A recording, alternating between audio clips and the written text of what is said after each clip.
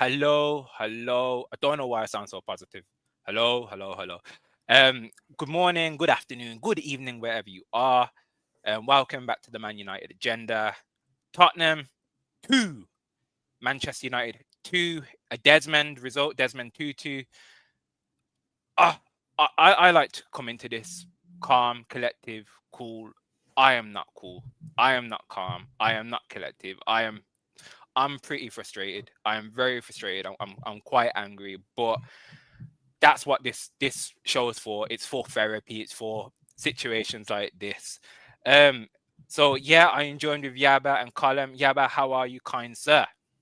Yeah, what a game, man. 2-2. Showed a bit of character to come back again, second week in a row. Still unbeaten after 5 games. To go to that Tottenham Stadium against a side that's on the up. I know they had Champions League game during the week, but it wasn't an easy one for them. They're no mugs. So to come away with a draw, despite being in good positions throughout the game, there's so many momentum changes in football these days. So I would like to go back to the old days where you get a 1-0 win. Well, you go 1-0 up and you secure that win. That's a sign of a great team. We've seen that with Arsenal now. See that with the great teams of Italian football in the 80s and 90s.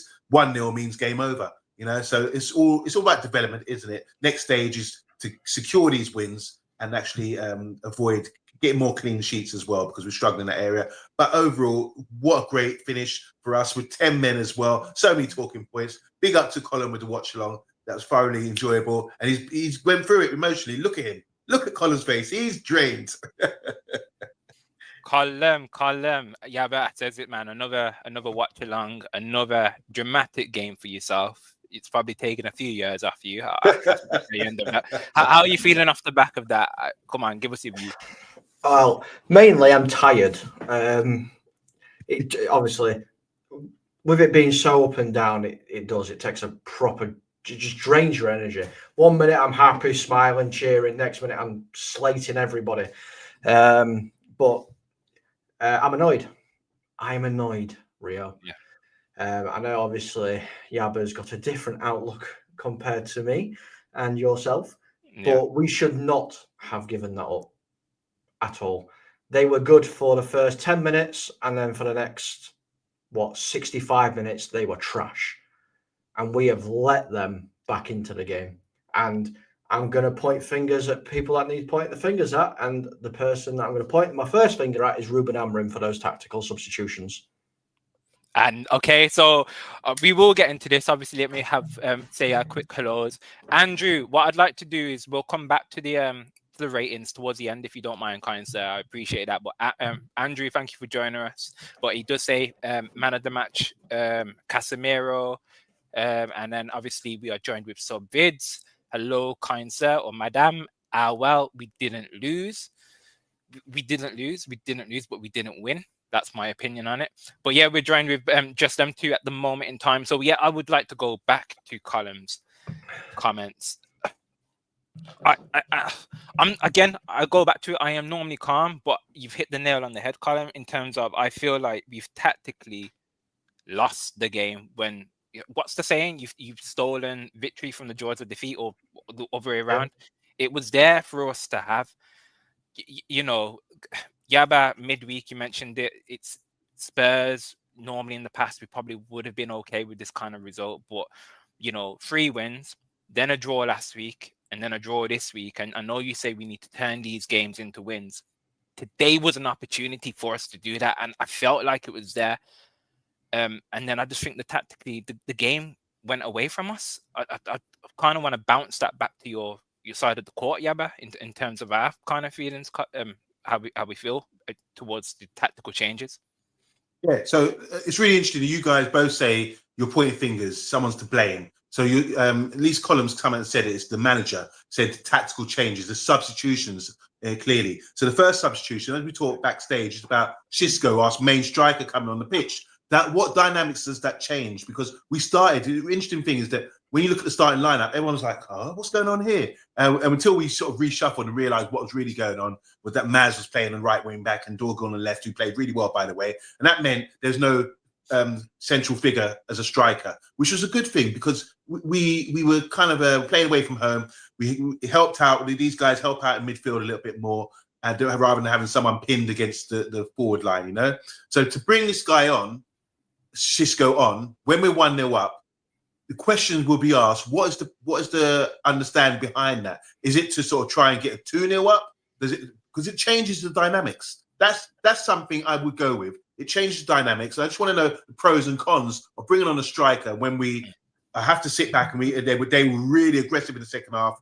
And I felt that we could have brought Mount on instead, for example, because he would hustle and get back. Xisco wasn't hustling and get back. He was just the outlet for us to get the ball up to. So that's the dynamic change where I would maybe go along with and have a conversation with. The others, I don't have any issue with. Substitutions have to be made. Dorgu had a yellow card, take him off straight away.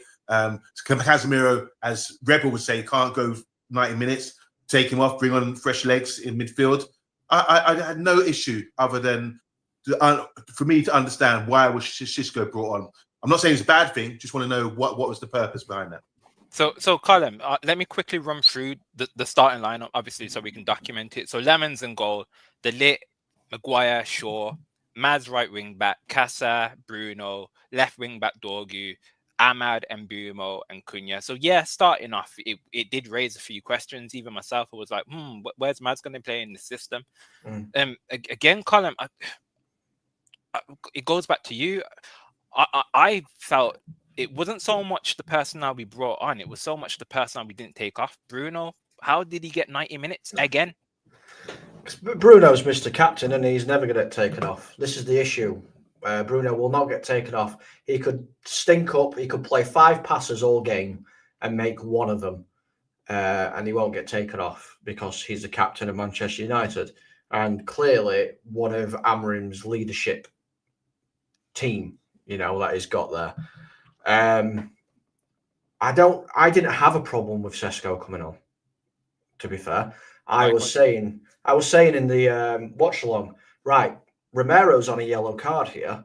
Let's get Xisco on, who's a bit physical, get him on Romero. Maybe Romero sticks in a challenge, and it's a stupid challenge and gets sent off. That'll only benefit us. So I was all for that. The one, I understand Casemiro having to come off because obviously he hasn't got it in his legs to do a full 90 minutes. Okay, I get that. Do I think it should have been Agate? No. I think Agate looked off the pace completely. He was getting ran past by Polinia and Spence and Doggy. There were a couple of players that just ran past him quite a few times. Maguire, I'm so gutted Maguire went off because he was solid. He was solid all game. Yeah, that's right. You're hearing me. Okay, whoa. Colin, we're going to pause here. Say that again, just so Mr. Yaba can hear that. I am devastated. Maguire came off because he was solid. There you go. Sorry, rewind, Colin. Sorry. One more time. No, not Maguire. You said Agate shouldn't have come on. There was no Kobe Mainu. Who else should have come on for him then? If you're taking Casemiro off, who's coming on? Because you said Agate should have come on. Yeah, but this is what I'm saying. We could have rejigged it. We could have had Mazraoui put there instead. When has that ever happened? No. To be fair, Maz had to come off earlier. Well, yeah, Maz had a bad game. He was shocking. But yeah, I get he had a bad game. But you could have played. You could even played. We could have played Mount even a little bit more deeper. He's done it before, exactly. To have more control. So I do get where you're coming from with that. Because we've seen Agate now a couple of times, and I have been against a lot of the agenda nights saying Agate will come good. I trust Agate. Agate will come good. He's not done anything to prove me right at all.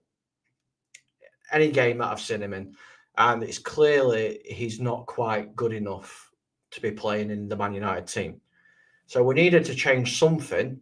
Yes, Mazraoui had to come off. This is Mazraoui's first game back. Was it first start? So I think he's had a few minutes off the bench. Should come off. Did he get booked, or are you just saying for fitness? For fitness, or performance. Yes. Oh, okay. Oh, a bit of both. His performance weren't great either, but fitness-wise, I understood. Why? I know. Obviously, we said Dorgu got took off because of the yellow card. I guess that makes sense. But I don't want to see Diego Dallo on the pitch.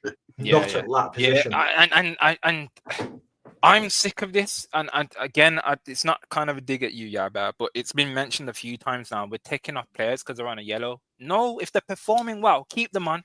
I know I know we've got like, you know, PTSD because of bloody Casemiro against Chelsea was on a yellow, but Dorgu was playing brilliantly and fantastic. I'm so happy he had a really good game, but he weren't. He weren't on the edge of a second yellow. He weren't doing anything silly. He was assured. He was very, very assured today. And at the risk, as Colin says, I would happily take the risk of getting a second yellow if it didn't mean bringing on Delo. And I think the first touch Delo did when he come on was ping the ball into no man's land back into the midfield again. I don't normally want to say I hate players, but I'm very close to saying that to Delo. Really, really. The risk with Dorgu, right? Because you took him off because you don't want to go down to 10 men. We ended up with 10 men anyway, and that was because we brought on Xisco and his running style. Like, I'm a track and field man, athletic. His running style needs some looking at because it's terrible. He runs like Bambi. He's quick, but he needs to sort out his running style. And how did he get injured? What happened there? I didn't see any reason why he should get injured there. Something, when you look at it, the replay, what happened to Xisco for him to get injured? I felt initially he was just so embarrassed that he got caught and he should have scored a goal that he was like, let me stay down to make out like I'm injured. Oh, that's a big call out if you're saying that. I get what you mean. No, but I get what you mean. You're embarrassed. You're staying down because you're embarrassed. You're going to style it out for the fans to say, rather than say, you missed that sitter. Oh, he's injured. You understand what I'm saying? Players do that. Yeah. You can do that. It didn't look good. That was a great chance. And we talked about it last week. Is he going to get his first touch in and start scoring goals? That was a great opportunity for him. Yeah, forget the tackle and all that. You just got to be militant. You're in on goal. Finish your dinner and go. Let's go home. These are key moments in the game. So you talk about bringing someone on. He got that chance to bury the game. Okay, and I'm delighted for him to get that chance. It was a good chance to have. But forget the tackle. Forget that thing. Just go down. Get your body in front of the ball where the defender can't come and get that angle. Do something. A bit like Tell when Tell scored the goal. He put his hand in Dillitt's face, saying, "You wait there while I spin you." Take that in your arm and your face, These are things that a striker has to do to get that distance and everything. So, with Xisco, get in front of the defender. So if he does come and get a tackle or something like that, he's taking your legs too, and you can take a penalty. That's my issue with the Xisco thing. Good player, but he's got injured for what? It wasn't, you know what I'm saying? I didn't see what happened there. Maybe he buckled his knee. I don't know. I want answers as to what the injury is and why, because I thought he's styling it out. Look, I do agree with you. It's a bit concerning. Great chance. Don't forget. It's a great chance to bury the game. He'd be a hero right now if he's finished that. Come on. Yeah. And he had two chances, and he needs to, Haaland in that position. He scores. Go. He absolutely scores that. He doesn't let the ball. He doesn't let the defender get close to him. I know it's Van der Ven, but Van der Ven's rapid. But I'm sorry, there was enough distance for him to still get his shot off, and he didn't even get a shot off. But what I'd like to do is briefly touch on a positive. Obviously, we did score 2 goals in this game. First half, the goal that we did get, and the shining light of our team. 2 shining lights of our team at this moment, actually. Ahmad and Mbeumo. Mbeumo, player of the month for October. Ahmad, seems like you can put him anywhere on this pitch at this moment in time, and he will do a 6, 7, 8, 9 out of 10. My opinions of him have changed over the last couple of weeks, definitely, and I want to call out the praise for him. So Ahmad assist, Mbeumo goal. I don't want to touch too deep onto this, but it deserves to get its spotlight. Gentlemen, Colin, how are you feeling about Mbeumo and Ahmad? It was a lovely goal, a lovely header. Yeah, lovely goal. I prefer it when it's I prefer it when it's Ahmad at the right wing back and then Mbeumo in front, because I think their partnership is so good that we just cause teams endless amounts of issues when it's them two. I'm not quite sure it works when it's side by side like it has been today, where they're both playing the 10s. But I mean, we can't take anything away. The way, obviously, Mbeumo had the header first off when it kind of like flicked up into the air because he couldn't quite get his body in the right position. But the way Ahmad just stood there when he received the ball and like, oh, there you are, and just dinks it straight to him. Quality header. I mean, I don't know where we'd be without those two. Genuinely, don't know where we would be. Yeah, really interesting. It's great to see Ahmad playing in number 10 position. He's always smiling. He's one of these characters that you can get away with it. You said he's Mr. Versatile. And yeah, playing in the 10 today, a reward for him, I believe, to start showing everyone what he can do higher up the pitch, because we know he's dangerous. And like, I really agree with Colin there, where he's saying, Colin just basically said he's in the penalty area, yeah? And they backed off him because of his quick feet. When you get the respect you're due with your quick feet, you can touch, you can get penalty, you can touch it around the guy. You can't rush that guy. You have to show him respect. That's why he created that space. Like I say, when we're playing football on the weekends or my Sunday side, I said, first start off the game, 1-2 touch. And then eventually you'll get the respect. The people will back off you. They think, okay, I can't rush this guy because he's going to pop it off and I'm just play a triangle around me. You know what I'm saying? So it's intelligence. Ahmad has got that about his game where he can get that space in the box because people think I can't rush in because he's just going to tiptoe around me and or I might give away a penalty or something. So great goal. Right on the money. Didn't have to move. But it's great. The ball comes over and you have to redirect it and he hit it in the corner and it was really clean finish. That bald head is perfectly round. You know, there's no bumps or bruises in it. It went where he wanted it to go. And I really like Brian Mbuemo, or what his name is. He has really stood up and represented for us this season. And like you said, player of the month is a take a bow. Really love to see that, as well as the manager of the month, who we're slating right now, some of us on this show. Oi. So and this goes, we deserve better. Good afternoon, kind sir. Welcome. It does, this touches on what he says. So 1 year of Amarim, no plan B, no game management, scared of keeping players on if they have a yellow, and he loves his cousin, which is meant to be Delo. People, I am telling you now, and I'm not having this. I am Amrim in. I have loved Amrim. This is probably the first time. It's more frustration because I understand where we can go with this team. It's more frustration rather than a dig at Ruben Amrim. So yeah, but I'm not having that. I am not having that. I love the manager. I really do. It's just frustrating because I know, and he'll be frustrated. He will definitely be frustrated as well. Of course he will. Of course he will. Rebel in the chat. Midfield went shit when Casemiro goes off. Poor defending for Spurs 2 goals. We disappeared for the majority of the second half. We were lucky Spurs didn't have an attack. They would have smashed us. Obviously, Rebel, obviously part of the chat. Of course, is a member. Doing his due diligence. So I'd like to bring it back to Ruben Amram and just kind of say, like, it's... Because again, I do like this. I do like doing the review because I get to get Yaba's take on it, Column's take on it, get my kind of stress and reliefs out. And you are right. You know, I'm disappointed, but he's our manager. We did not lose the game. You know, it's 5 games now. 5 games. First time under Ruben Amorim. 5 games without a defeat. So we do need to take the positives. We absolutely do. And obviously, if I quickly have a look at the league table, we're 7th now. We're 7th, 18 points. 7 off the top Arsenal, who got to play. Colin, if we dial it down and reel it back in a little bit, is it doom and gloom going into the international break? No, I mean, it's not doom and gloom. We're obviously in a much better position than what we have been last season. But you can't always just look at the bright side of life. You have to look at the things we're doing wrong and how we're going to fix those things that we've done wrong. You know, how in the last 2 games we have thrown away a 1-0 lead and had to come from behind. These are things we have to fix. So, but then I will jump in. Is that a positive in itself? You've just said it. We have had to come from behind. No, that's something it's not. That in the past. That's something in the past that we would not have been able to do. No, it's not a positive, because if we're going back to something in the past that we wouldn't have been able to do, it's something in the past that would never have happened. Yeah. Okay. That's fair. That's fair. Colin says we have to always look on the bright side of life, and that's a Monty Python thing. But I am looking on the bright side of life, and it's the life of Brian Mbuemo. What a player, and that is something positive we can talk about in the international break.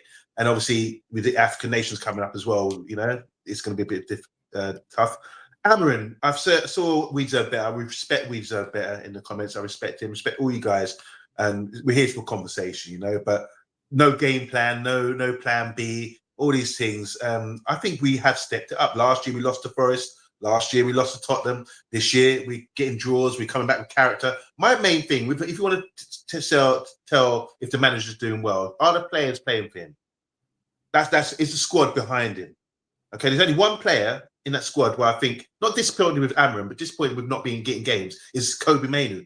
Everyone else seems to be enthusiastic, positive, even if you're on the bench. I've seen Xerxes smiling, skinning, coming up. I've seen Casemiro when he wasn't getting run of games, cheering, running, part of the team, part of it all. I've seen Sesko coming into the side, really determined to do well. I've seen Ahmad enthusiastic, a bit of a spark, great teammate to have when he probably on long journeys on the coach. He'd be, I can imagine him being funny and joking around. And seeing Bremo steady, Bruno giving instructions, captain. I think everyone's behind him. Even Harry Maguire, he comes on and does his job and happy to sit out when it's necessary. So I think the real acid test of whether the manager's doing well, we might say, the results or looking on, but at the inside, you have to look on the inside. Are the players demonstrating any kind of vexedness or bad body language towards the manager?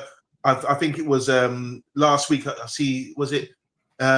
Tottenham players came off the pitch and refused to. That's evidence. That's if we saw something like that, then we could have that conversation. But right now, I'm not seeing things like that. What happened there with the Tottenham players? Was it midweek? Thomas Frank. I mean, how embarrassing is that? Yeah. That suggests to me, they're not happy with something. Yeah. So no, sorry, it was the last game. It was against Chelsea.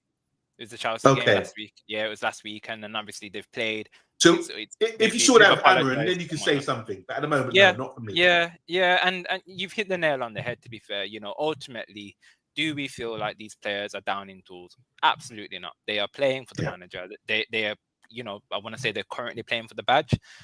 But we need to remember, I try my best to discard last season and try and treat this season as its own entity. And if you take this season on its own, has there been improvement? There absolutely has been. We're going through an international break now, and we come back 24th of November, late kickoff against Everton at home. Has this come at a good time? Is there a time to reevaluate, analyze things, and go into that Everton game feeling positive? Because I think there's an opportunity for us to get all 3 points at home against Everton. Colin, final thoughts? I think this international break has come at a good time because we've gone from the high of winning the games to now drawing the last two. So the fans can see it kind of going downwards a little bit to where we have been. So I think this is a good time to have this international break. Keep us steady. Let us progress. Let us work on the stuff for the players that aren't going to be going on international duty. See, that's made me thinking, is this why Sesko's pulled up today? So he doesn't have to go and do international, so he can stay and train. Because Ruben Amarin has come out and said, we think he has a problem, but we don't know. Let's see. There's official quotes after the game today. Okay. Well, if that's his excuse for not smashing that chance in, I would have preferred him to smash that chance in, but it is what it is. Yaba, final thoughts. International break. You will leave us feeling positive. I'm sure you will. Yeah, it's good to have. Look, we always reflect, don't we? We're going to have to fill in the gaps on the Man United agenda. A lot of talking points, and it just gives us more time on the training ground to get things right. And I love that, Colin, what you said about Xisco. I was thinking the same thing too. Don't go on international duty. Stay here. Get yourself right, because I don't think he's quite right yet. He's not getting 90 minutes. I always say you need. We remember the other week he played 90 minutes. And I said, yeah, good he didn't come off because he needs that fitness. So it's really good. We're going to see in December officially is the month where most players get injured through the high pressing we're doing these days, the demands on players. We cannot afford to have key players get injured, especially with players going away on international duty with the African nations and things like that.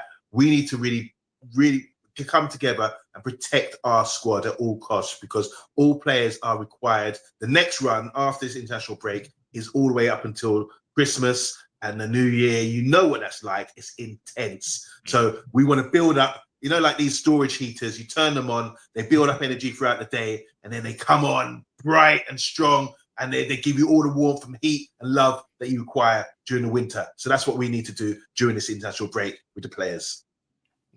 There you go. There you go. I'm feeling better. Thank you, guys. I'm feeling better. Honestly. Wow. It's a knee injury. Knee injury. Yeah. Yeah, he's not going on international break then. So might be to our benefit. To our benefit, to be fair. Yeah, okay. So Everton when we return. It's a bit of a shame. Early kickoff at 1 point, but we did not lose. I would say that. Again, gentlemen, thank you kindly. Colin, as always, wonderful watch along, even though it has stressed you out. Sorry, I apologize. On the team's behalf. But yes, gents, thank you for joining me for the review. Obviously, it's been a turmoil couple of games, but you know, we can finally be peace and say, yeah, we have not lost a game in 5 games. So yeah, we've been the Man United agenda. And yeah, good afternoon, good evening, and good morning, wherever you are. Cheers, gents. Take care. Thank you, chat. Goodbye.